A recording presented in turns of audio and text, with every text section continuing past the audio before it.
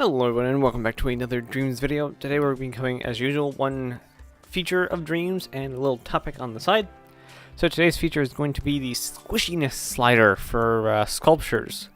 Now I don't know if you can have different parts of your sculpt squishy and different parts not. We'll have to see later. We haven't really gotten a lot of physics questions as they allude to in the clip. So I'm going to go ahead and play the clip and I'll be back to talk about when it's over.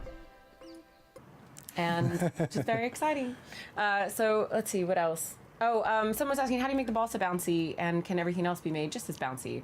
Yeah, so I'll show you now. Let's make a spheres. Which I think is a good time to talk, you know, if you can add to talk just maybe a little bit about how physics in Dreams works. I think that would help people. So we haven't really shown that too much. By default it does that. So we have the option here. Get it up. Yeah. So squashiness, which allows the object to be deformed and kind of creates a kind of bouncy effect. Mm-hmm. So depending on how much you put. See. So that's kind of the setting I actually use. Although you could just use bounciness and keep it kind of rigid. So, but I wanted to just have a kind of more playful look to it and feel to it. Kind of makes it more enjoyable when you actually hit it. Cool. And you can add gravity and take away gravity and like and change density, and obviously the density if you make it too heavy, it's just going to hit the other players away. So you have to just like tweak it to get it how you want. So this tool is one of the more valuable ones, like I showed last time, the spline tool. It's something that other programs you need to do a lot more work to get to the same result. And in Dreams, it's place any object, move a slider, and you have this squashiness stuff to it. It just squishes. So stuff that I thought of making, I tried making a water simulation in Little Big Planet, but there was something missing. I'm wondering if I could make this kind of very cartoony water physics with it, kind of like putting a whole bunch of super squishy materials together, and as it pours out it looks more like water. I don't know, but I'm gonna try it. So if you guys have any thoughts about the tool, put them in the description. I'd like to hear what you guys think you could make with it. And on to our next topic, which is the two sides of the Dreams community and how they are symbiotic and amazing on both sides. So on the two sides we have are the players and the creators.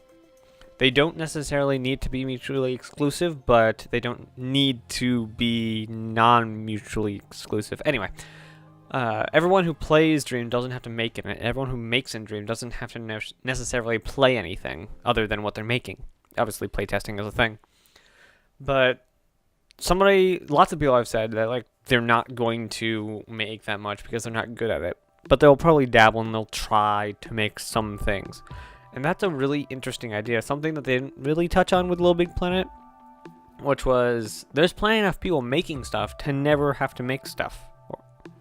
So I could load up Little Big Planet right now and still never make anything. I mean, I've made stuff, but I could not have to make anything because there's so many good content on the community, and the levels are amazing.